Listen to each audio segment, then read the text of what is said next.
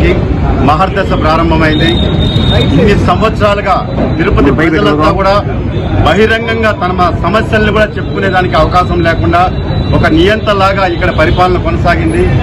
లంచం ఇస్తేనే పనులు చేస్తామని చెప్పని ఇక్కడ ఉన్నటువంటి పెదకాపు ప్రజలందరినీ కూడా అనేక ఇబ్బందులకు గురి చేశారు. మేమంతా కూడా స్థానికులం. తిరుపతిలో తరతరాలుగా ఈడ రాజకీయాలు చేస్తున్న కుటుంబాల నుంచి వచ్చిన వాళ్ళం.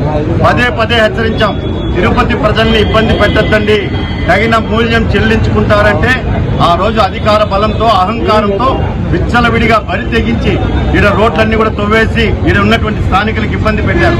అదేవిధంగా 22A అయ్యా సొత్తు మాది పెత్తనం మీద అని చెప్పి ఆ రోజు ప్రశ్నించాం.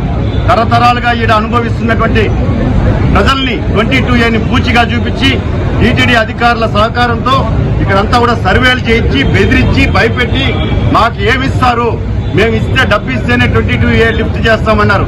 ఆ రోజే చెప్పాం ప్రజలకంతా, రేపు ఖచ్చితంగా ప్రభుత్వం మారబోతోంది, మారిన వెంటనే 22Aని ఖచ్చితంగా ఈ ప్రజలందరికీ కూడా విముక్తి కలిగిస్తామని చెప్పి చెప్పడం జరిగింది. ఈ రోజు గౌరవనీయులు తిరుపతి శాసనసభ్యులు బహిరంగ ప్రకటన చేశారు కాబట్టి మీరు గుండెల మీద చేసుకొని నిద్రపోండి.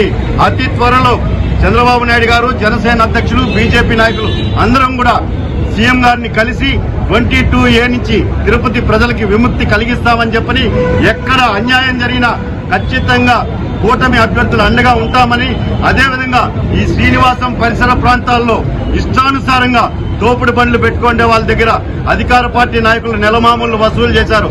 దయచేసి మున్సిపల్ అధికారులకి మేము ఎన్డీఏ తరఫున హెచ్చరిస్తున్నాం, పేద ప్రజల కడుపులు కొట్టద్దండి.